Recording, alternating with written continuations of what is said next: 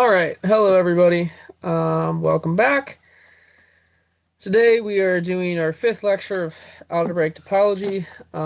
So my camera's off. It's the day after Christmas. I've had the flu for the last 3 days. I feel terrible. I'm pretty sure I look terrible too. And so yeah. I will say, so you'll notice that algebraic geometry videos have been posted pretty much every day. Algebraic topology, less so much.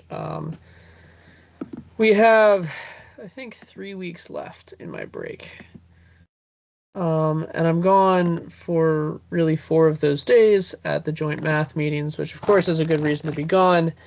But really that means that we have about 17 days. And in these 17 days, that means we have 17 lectures. And so I'm going to take it pretty seriously. Obviously, I think it's clear we're not going to get to cohomology.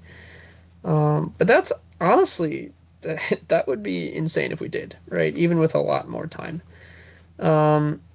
So I kind of want to reset some goals. I want the big goal to be maybe getting through homology.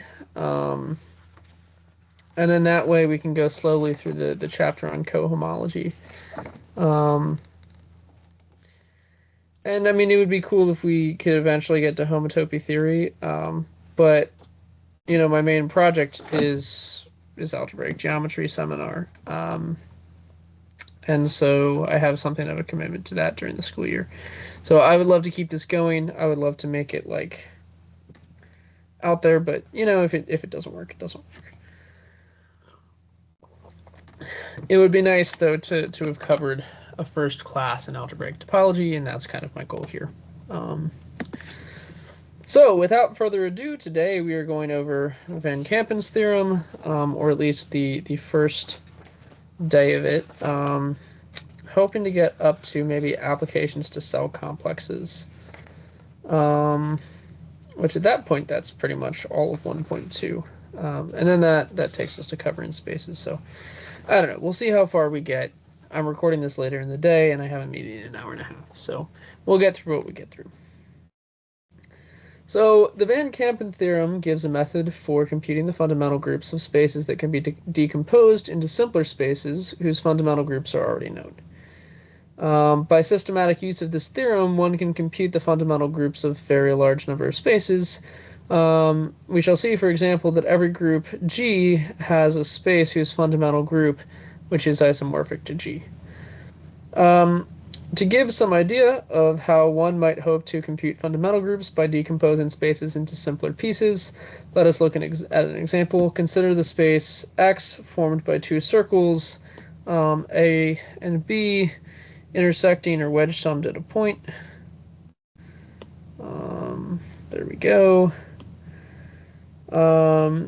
Which we will choose as X naught. By our preceding calculations, we know that pi1 of A is infinite cyclic, generated by a loop A around A. So that's A. And similarly, we have B. Although my drawing skills were leaving me. Each product of powers of A and B then gives an element of pi1 of X. For example, the product A to the fifth, B squared, A to the minus third, B A squared is the loop that goes 5 times around A, twice around B, 3 times around A in the opposite direction, and then once around B, and then twice around A. The set of all words like this consisting of powers of A alternating with powers of B forms a group usually denoted by Z product Z. And multiplication in this group is formed as one would expect, and this is what people who have done a little bit more group theory will recognize as a free group.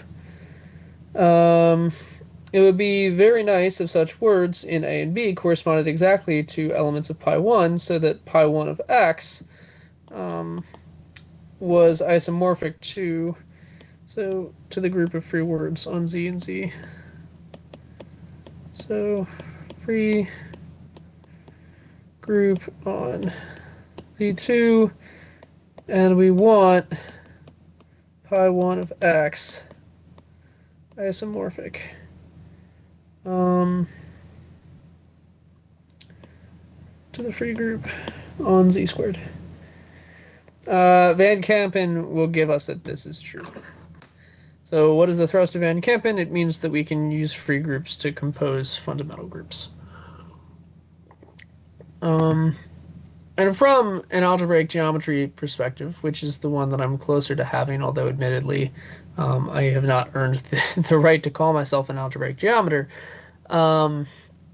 this is kind of the thing that pulls together like a lot of the notion of homology or cohomology from a non-derived functor theory side of things. Like in my algebraic geometry videos, I've talked about how cohomology of sheaves is like measuring failure of right exactness of left exact functors.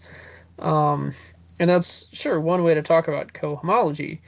But here we're actually seeing kind of like the cycles mod boundaries thing like happening in real time. So I think that this is a complementary approach for sure.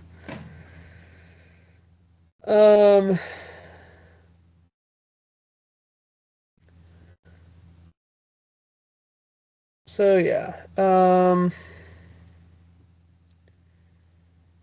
Statement of Van Kampen's theorem will be in terms of free products.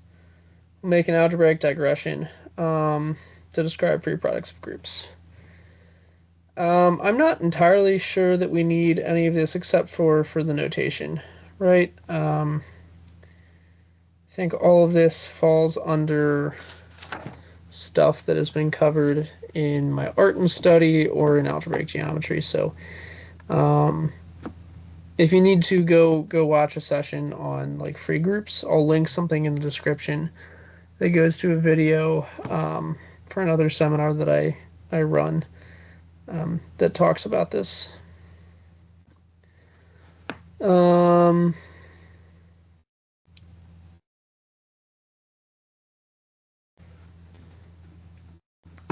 But yeah, Arden's algebra has a really good chapter on this. Okay, so the Van Kampen theorem. So no, there's no hyphen. Van Kampen theorem. So, let X be a union of path connected open subsets A alpha each containing base point x naught and x.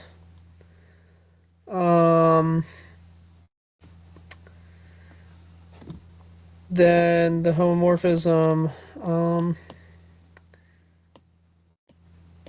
J alpha from pi 1 A alpha to pi 1 of x induced by the inclusion A alpha to x extends to a homomorphism phi capital Phi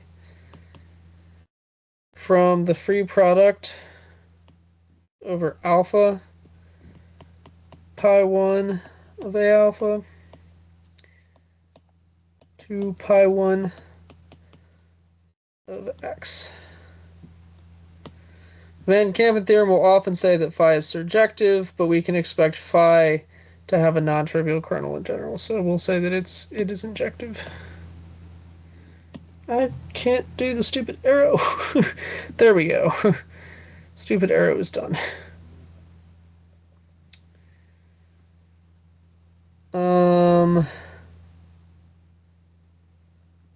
Yeah. So remark Pi is often not injective.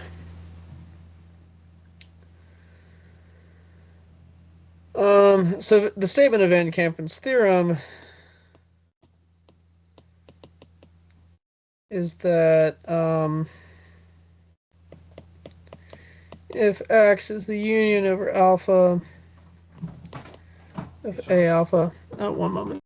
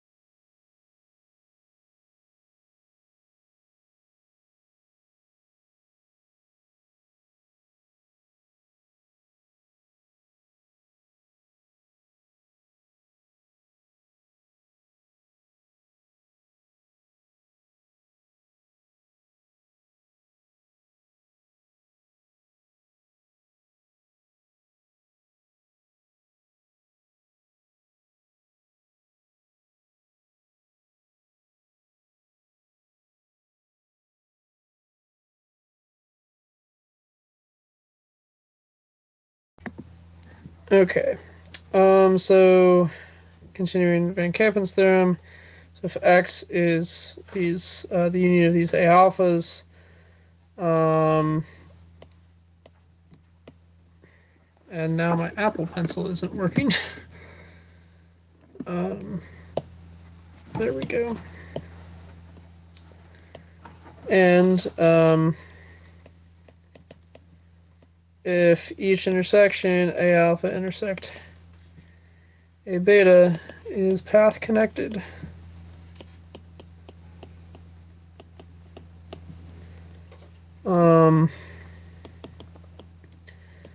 then the homomorphism phi from the free product over alpha of A alphas to pi 1 of X is surjective. If additionally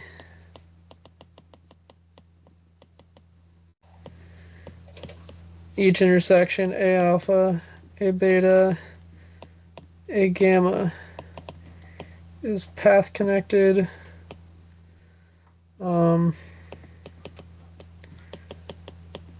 then the kernel of this homomorphism is the normal subgroup N generated by all elements of the form. I'm recording a lecture.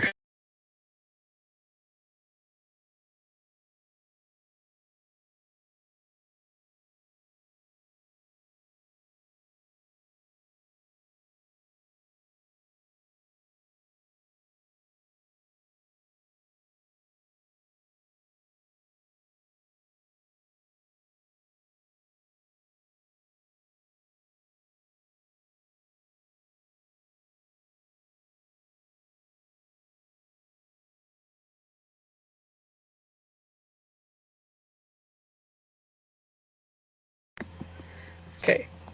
If the normal subgroup is generated by elements of the form I alpha beta of omega I beta alpha of omega inverse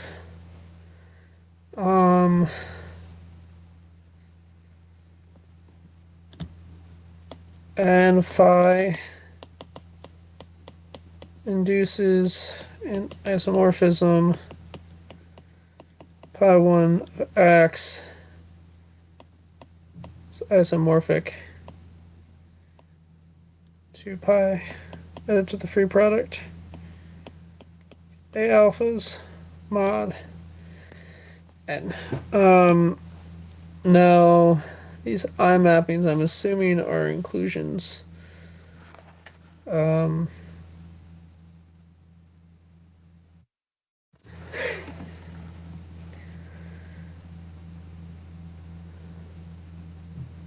looking through the previous page.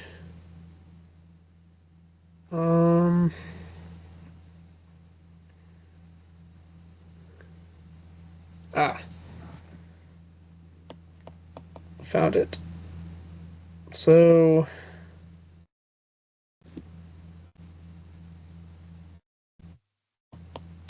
I alpha beta is from pi1 phi alpha intersect A beta to pi1 of A alpha.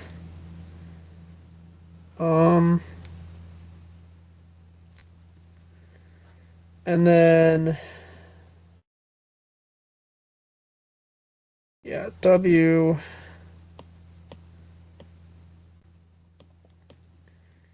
is in pi1 of A alpha intersect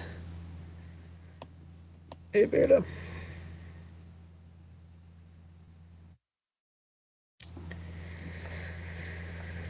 So basically, if we have inclusion mappings and they're inverse, like so,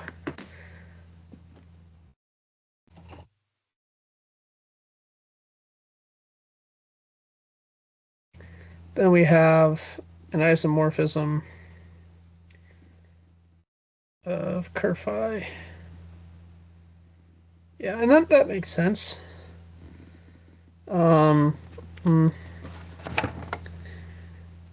Yeah, so we'll get to the proof of Van Kampen's theorem soon. So, but first, some examples.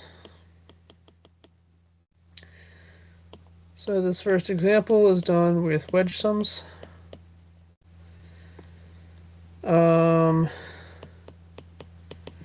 Recall that the wedge sum over alpha spaces x alpha with basically base points x alpha and x alpha is the quotient space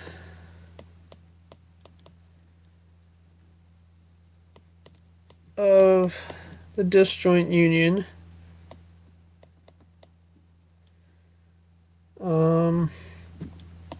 mod the equivalence relation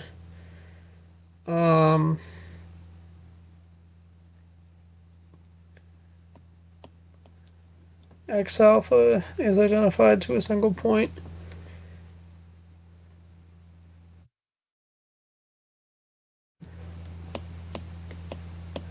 So it glues everything to a single point. If each x alpha is a deformation retract of an open neighborhood, then big X alpha is a deformation retract of its open neighborhood. So if each X alpha is a deformation retract of U alpha in X alpha, then A alpha is equal to X alpha wedge sum beta not equal to alpha U beta, which I think means that it's a wedge sum of open balls.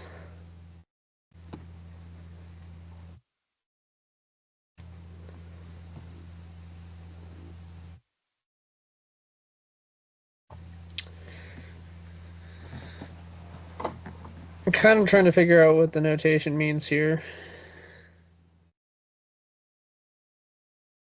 Like, is it... We're gluing X alpha. I can't tell if it's X alpha wedge U beta or if it's the wedge sum of all of the U betas with some product with X alpha. Um,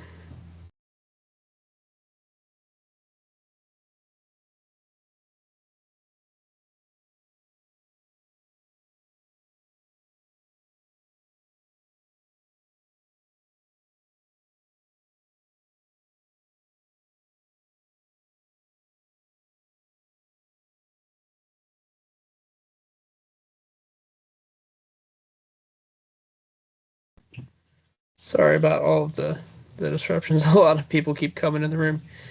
The intersection of two or more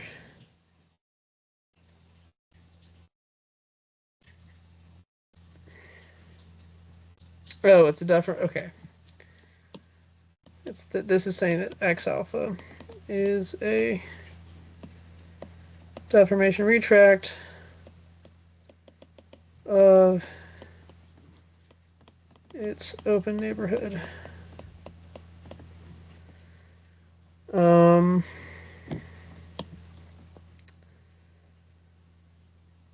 so then the intersection of two more distinct A alphas. The intersection of two or more distinct A alpha is the wedge sum of U alphas, which deformation retracts to a point. Then by Van Kampen, we get that phi from the free group on alpha pi 1 of x alpha to x1 of free group of wedge sum of x alpha is an isomorphism. So for a wedge sum,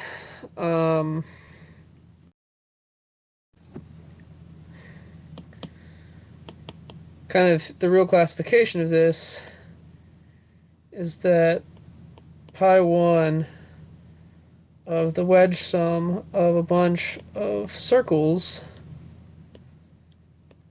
is a free product of copies of Z. One for each circle. In particular,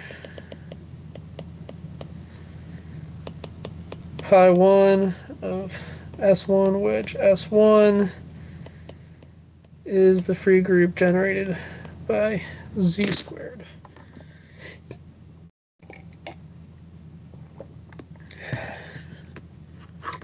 It is true more generally that the fundamental group of any connected graph is free.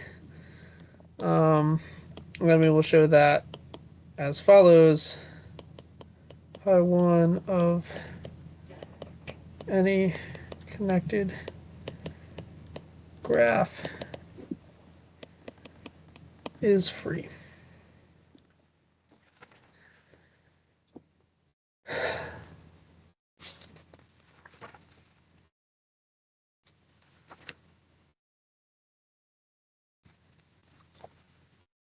So, this requires a little bit of drawing, so I'm going to go ahead and draw the figure. I think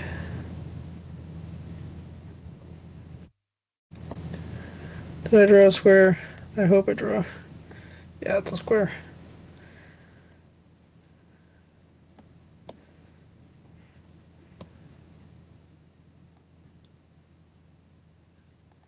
Right.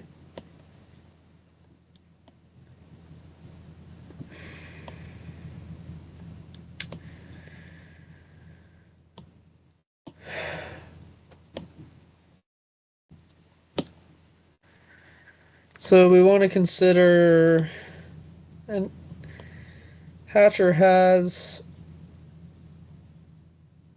certain shadings. So I'm just going to follow the shadings.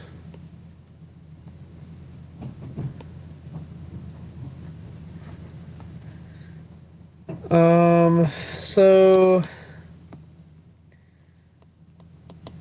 let X be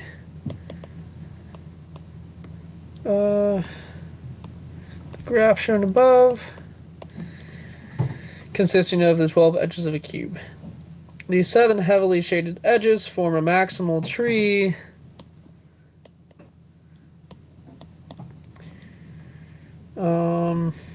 which is a contractible subgraph containing all of the vertices of X. So, say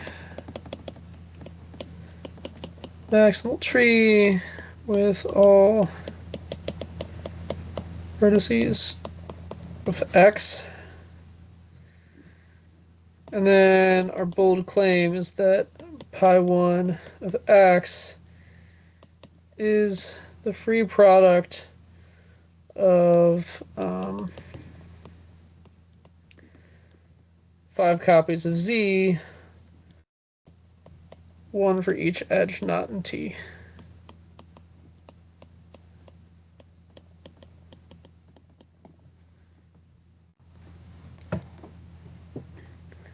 So to deduce this from Van Kampen's theorem, for every edge, E alpha in X minus T, let A alpha be an open neighborhood of T union E alpha in X, that deformation retracts onto T union E alpha.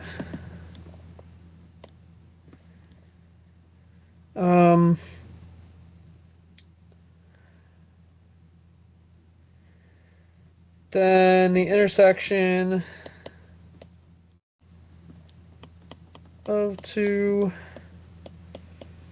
or more A alphas deformation retracts onto T and is contractible.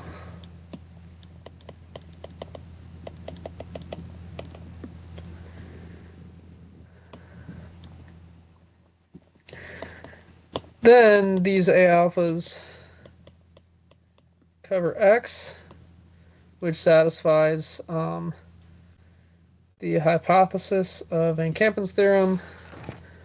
Since the intersection of any two of them is path connected, and intersections are path connected. So by Van Kampen, pi1 of X is isomorphic to the free product over alpha of pi1 of A alpha, but since there exists exactly 5 E alpha,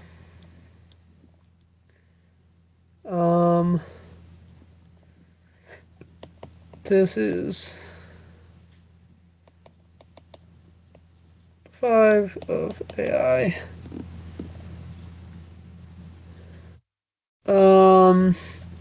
And then we can choose these A alphas to basically just be loops. And I'm not sure how the that gets us to z, because theoretically it could be something weird. Maybe that's explained in a second. Van Kampen's theorem is often applied when there are just two sets, A alpha and A beta, in the cover of X, so the condition on triple intersections is superfluous. One obtains an isomorphism under the assumption that A alpha intersect A beta is path connected. The proof in this case is virtually identical. However, one can see that the intersections need to be path connected by considering the example of S1 decomposed as the union of two open arcs. In this case, phi is not surjective. For example, showing that triple intersections need to be path connected. Let the suspensions of 3 points be a cone, and let A alpha, A beta, A gamma be the complements of the points. The theorem does apply to the covering A alpha, A beta, so there are isomorphisms, which get us to Z free Z.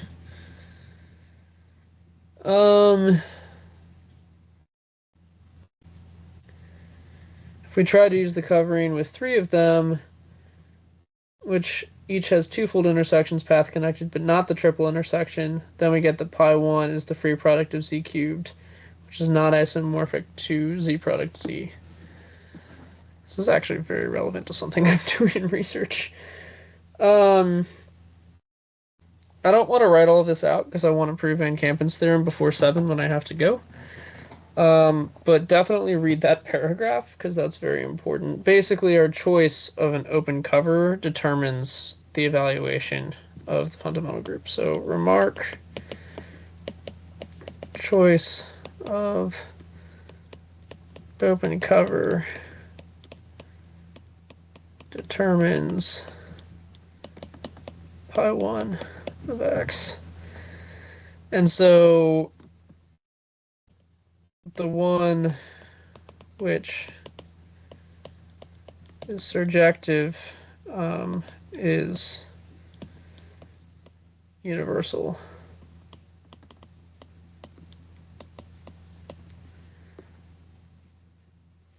I don't think it needs to be injective as well. So, this is a long proof, but I think it's good that we do it.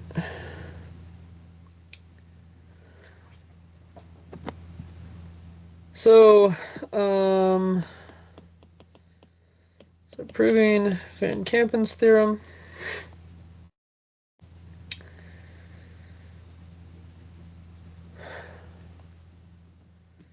So first, consider the surjectivity of phi. So given a loop, and let's just recall what it is that we're really proving here. No.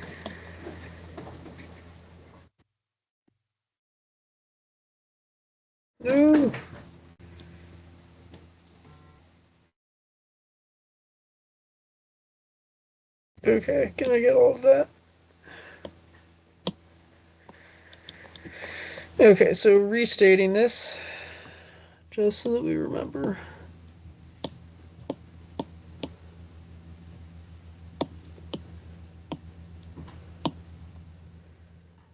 I'm just gonna recolor that.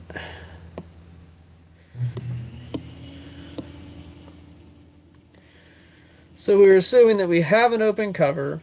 We're assuming that intersections are path connected. And then we want to show that phi is surjective. And then I'm just going to change this to a different color because that's the second case. And I'm assuming that we're going to prove those somewhat disconnectedly. So given a loop, f from I to x at x naught, we'll claim that there's a partition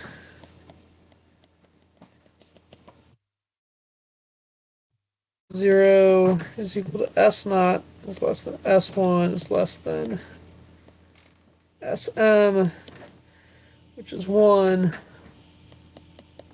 of I, such that each subinterval Si minus 1, Si is mapped by F to a single A alpha. Namely, since F is continuous, each Si has an open neighborhood. So since F is continuous, for every Si there exists, or I guess, sorry, for every S in I, there exists Vs open in I, I'm assuming under the standard topology,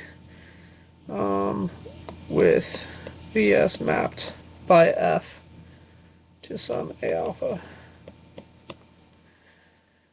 We may in fact take Vs to be the interval whose closure is mapped to a single A alpha. So let Vs such that Vs closure equals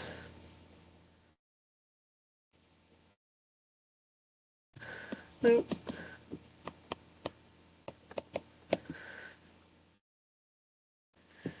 Compactness of I implies that a finite number of these intervals cover I.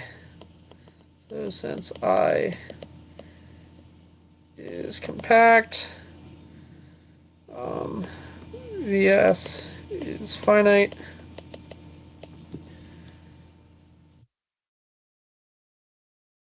And then the endpoints of the set of Vs define the partition of I. Okay.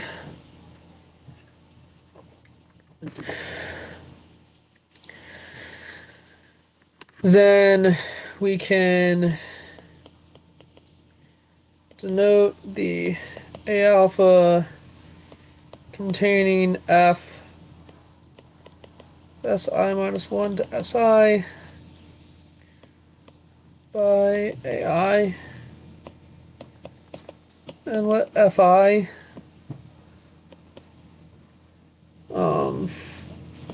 be the path. Fi is equal to F restriction map Si minus 1 to Si. Then F is the composition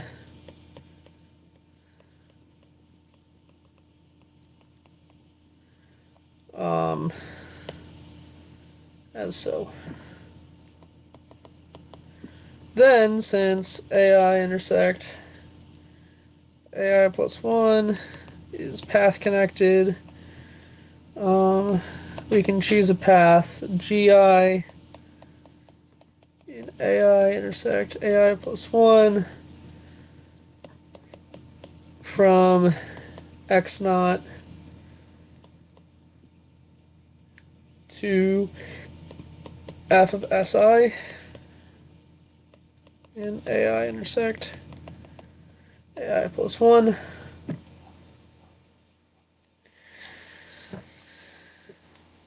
Then consider the loop F1 composed with G1 bar. Oh, it's the reversion. Composed with G1, composed with F2, composed with G2. Reversion, composed with G2, composed with F3, composed with G3. Reversion. Out to Gm minus 1. Fm.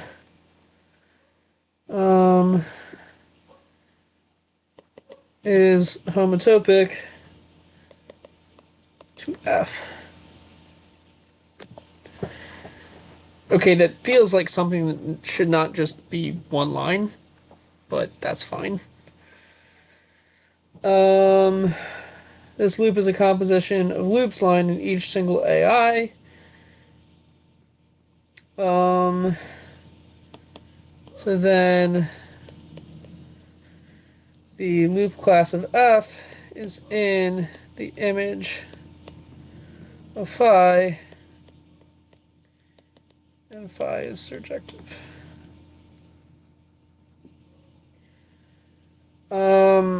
And so the harder part of this proof, this is really the first half of Van Kampen. So I'm going to put a yellow box here to denote the fact that we have shown the first claim. The harder part is to show that n is actually this thing. And I think that that's what we end up devoting no small amount of time to now.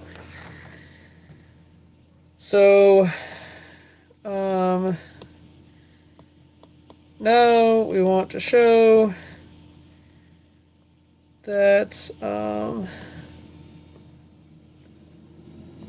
given all of this stuff, that n is actually equal to the kernel of phi. So we're going to introduce some definitions. The factorization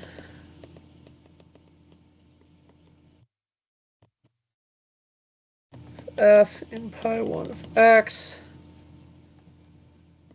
is a formal product f1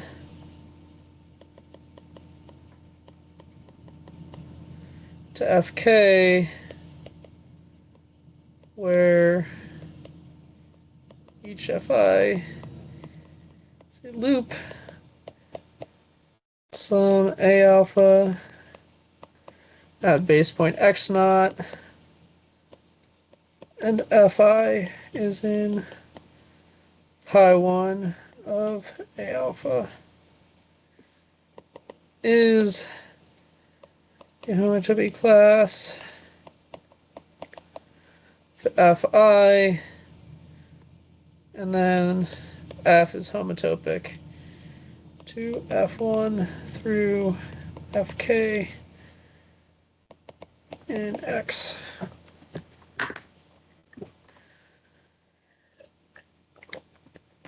And the factorization is a word in the free group. This is a word in the free group over alpha pi1 a alpha, possibly unreduced, which is mapped to the equivalence class of f by phi. The proof of surjectivity showed that every homotopy class has a factorization. We will now be concerned with the uniqueness of factorization. So,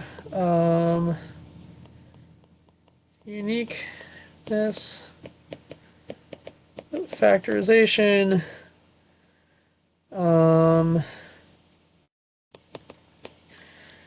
Two factorizations of f are equivalent if they are related by a sequence of moves or inverses as follows. So fi composed with fi plus 1 can be combined into fi composed with fi plus 1 if fi and fi plus 1 are both in pi1 of a alpha. Or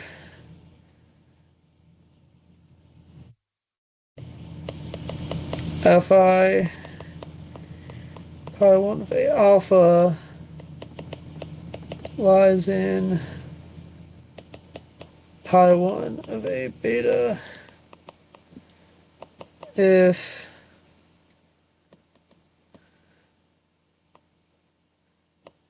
Fi is a loop in the intersection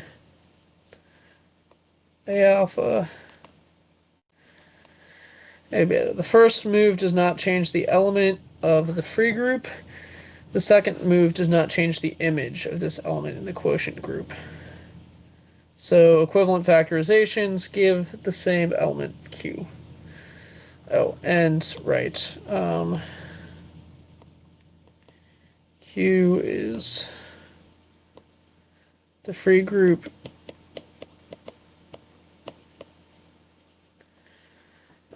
so equivalent factorizations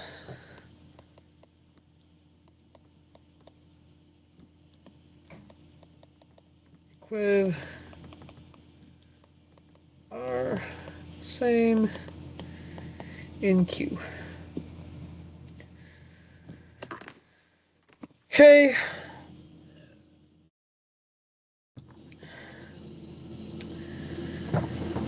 So now, if we can show that any two factorizations, now I want to show that if any two, or we want to show that any two factorizations of F are equivalent, i.e. Q to pi 1 of X, which is induced by phi,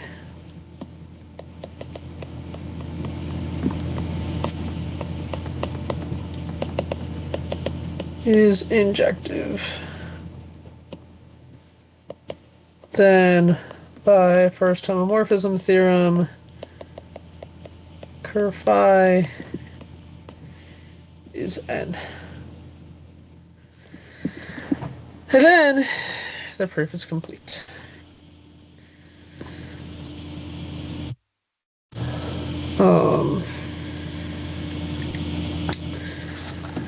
So I think the rough proof sketch for this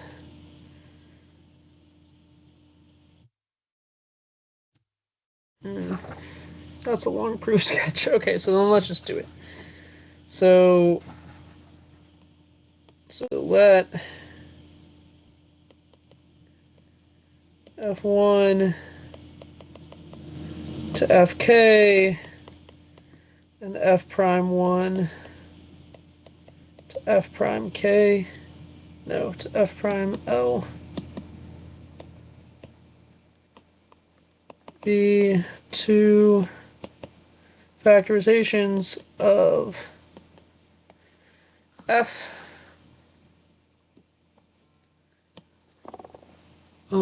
It is worth noting that the composition of paths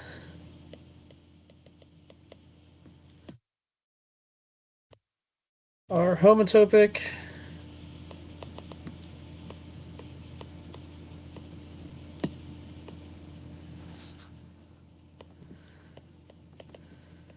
Let F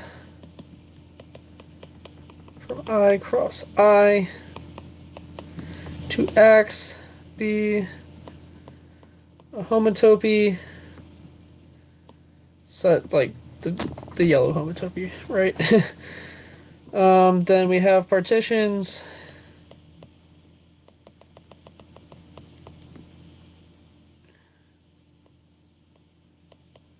S naught to SM, T naught to TM to TN.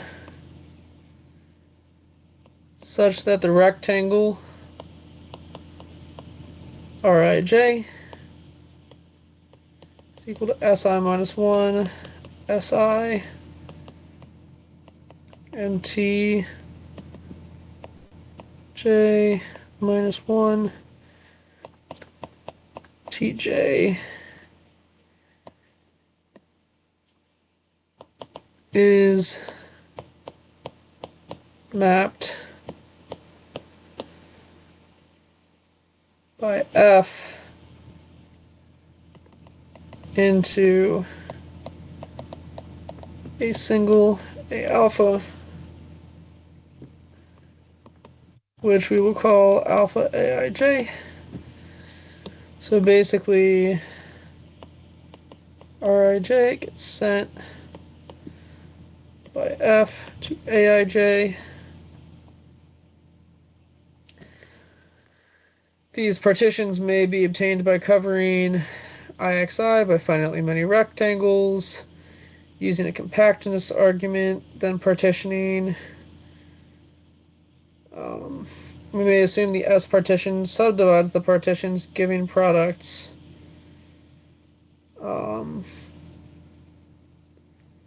Since F maps the neighborhood of Rij to Aij, we may perturb the vertical sides of the rectangles so that each point lies in at most 3 Rijs. So partition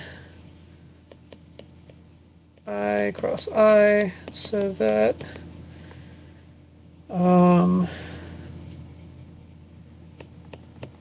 each point lies in at most 3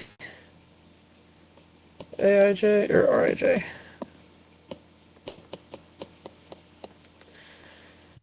We may assume that there are at least 3 rows of rectangles. So we can do this perturbation just on the top rectangles and the intermediate rows. Let us relabel them.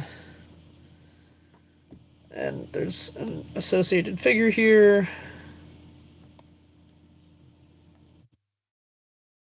Nope.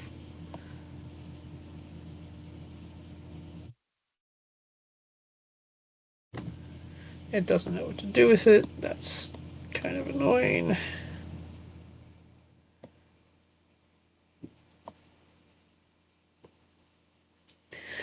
So then,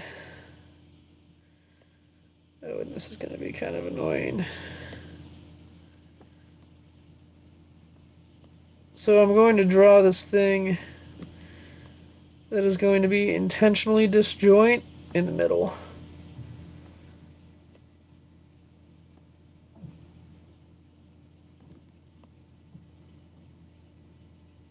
And this is a perfectly reasonable thing to do.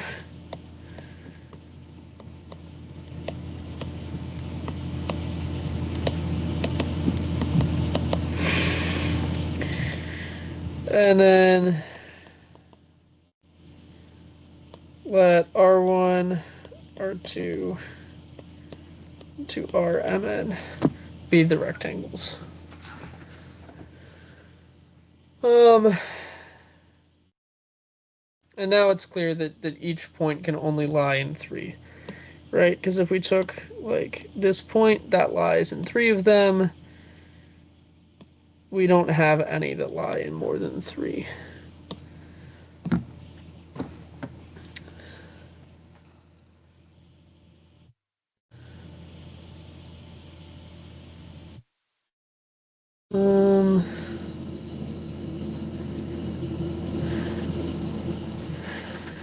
Sorry.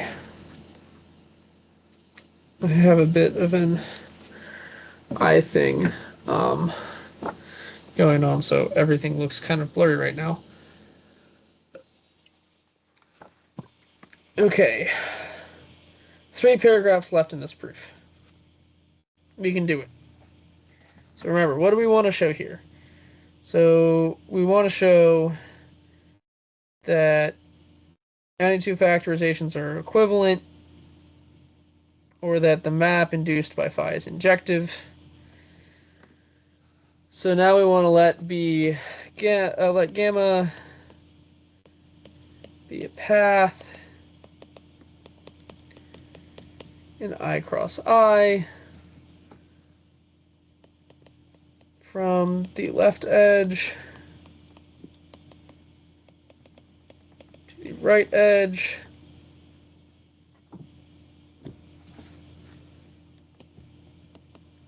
Then the restriction map of F on gamma is a loop with base point x naught. Since F maps both the left and right edges to x naught, and I guess maybe that was an important thing to note, that there we go. So if we let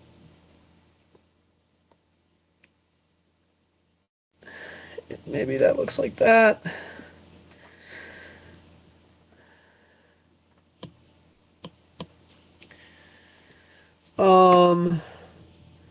Thus gamma naught is the bottom edge of I cross I, and gamma mn is the top edge. We pass from gamma r to gamma r to gamma r plus 1 by pushing across the rectangle r plus 1. So actually really what we want is we want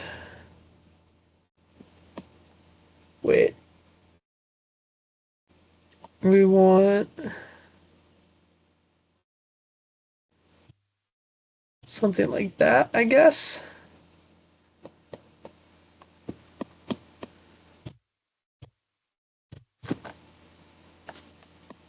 And then gamma i's gamma in each of the boxes.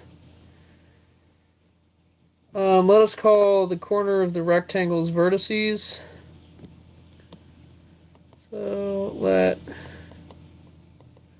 corners of Ri be vertices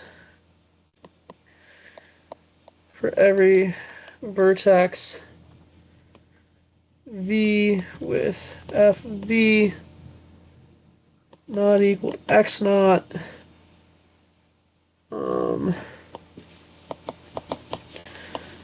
Let GV be a path from X naught to FV. Pick GV to lie in the intersection of 3 AIJs corresponding to the RRs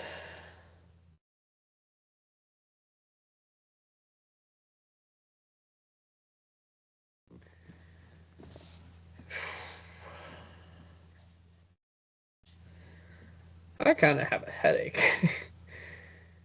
This is such an insane proof.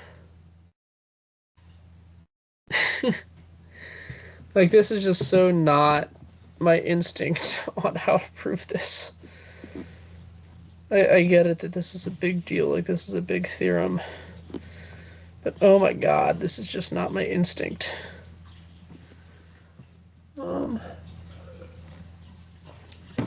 I also get that I'm not an algebraic topologist. This is very impressive that somebody came up with this. So if we insert into the restriction map at gamma r,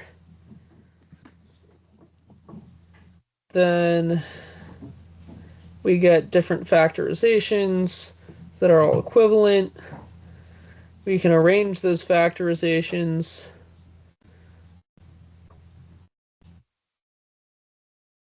and we can show that any factorization along a path gamma, um, gamma I, is equivalent. I have a really bad headache. I'm feeling a little nauseous. Like I mentioned, I have the flu. I think this is just from reading too much, that this text is very close together. So the rest of proof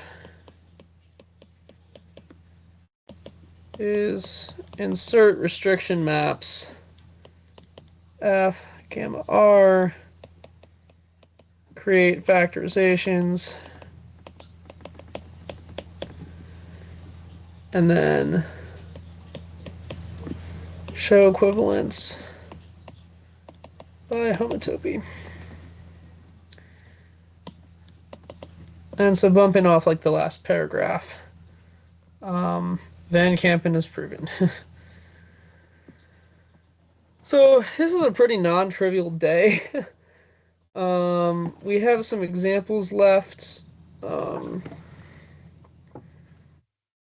I might take a 5-minute break and then do one such example, or yeah, we'll do one such example because it's kind of a short one. And there's a really long one that's as long as the proof, and that's scary to me.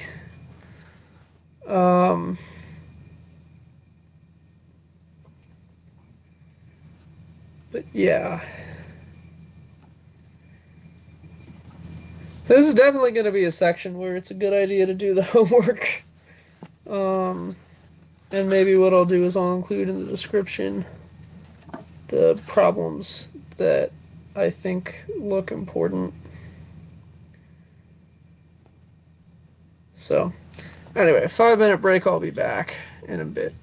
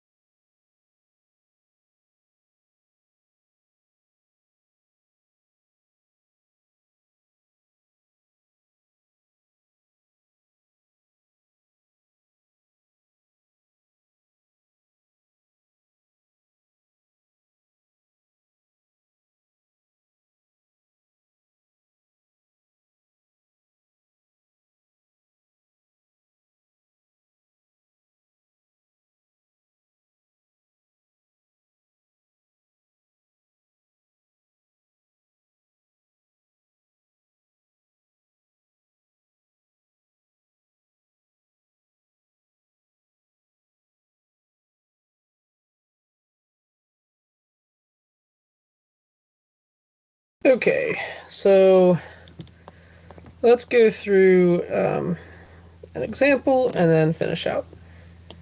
So example, linking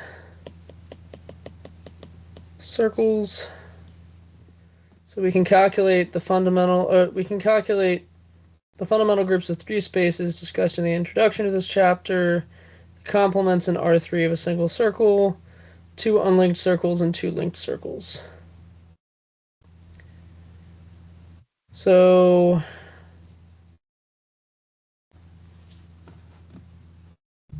the complement, consider R3 minus A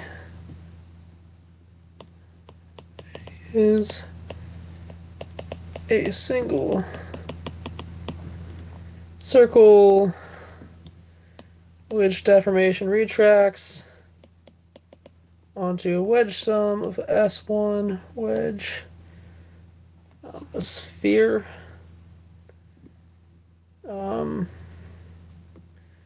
So what this looks like is if we have sphere, then what we have done is we have wedge summed at a point this circle A, and then we have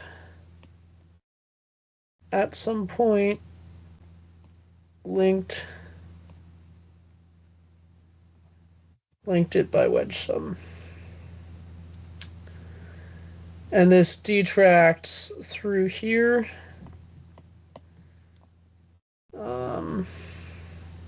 As the diameter.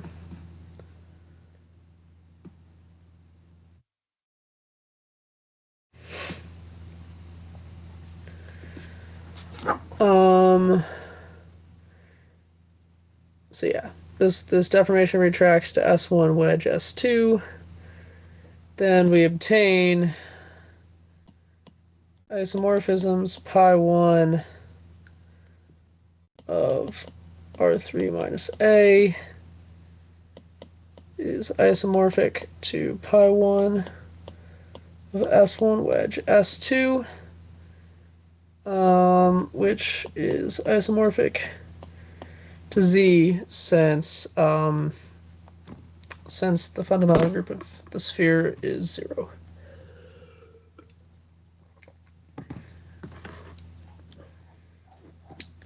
So I guess if I had to break down kind of what today is about, okay, we can compute fundamental group by looking at like the simplest decompositions of path connected spaces, especially with wedge sums, but I imagine the other products as well. In a similar fashion, if we have more complicated things, they break down the way that we would want them to. So like if we have R3 minus A union B, which looks like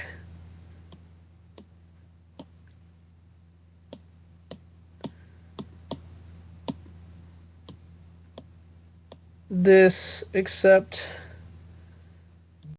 it's also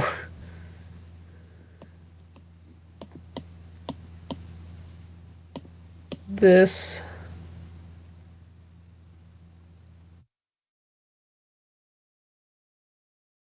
Dude, what the hell? There we go.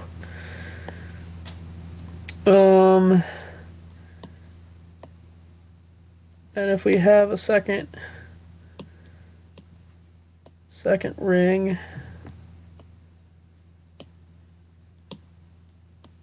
B, which also deformation retracts like so, it, one moment.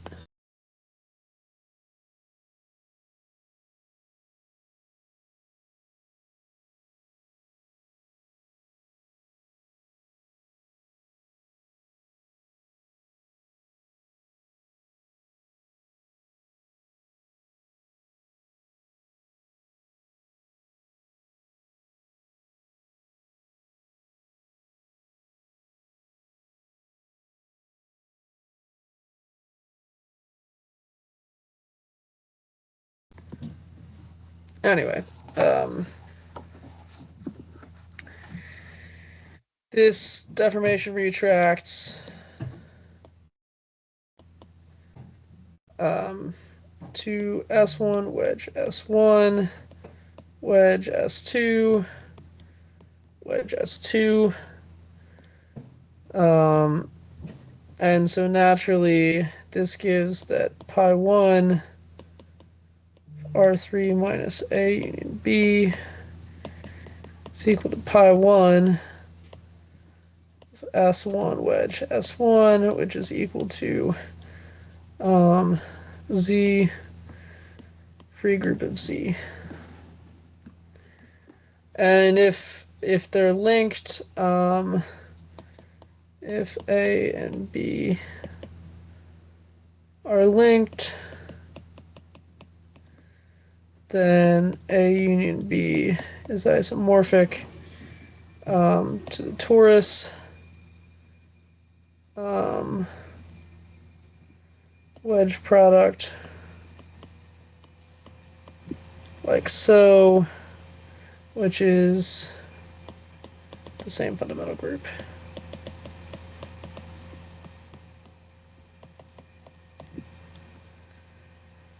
So all in all, it works out pretty nicely. Next time we'll open up with torus knots, the shrinking wedge of circles, and then applications to cell complexes, and then some exercises. Thank you for your patience with all the breaks. It's been a rough week, but we made it through the lecture. So have a great day. See you next time.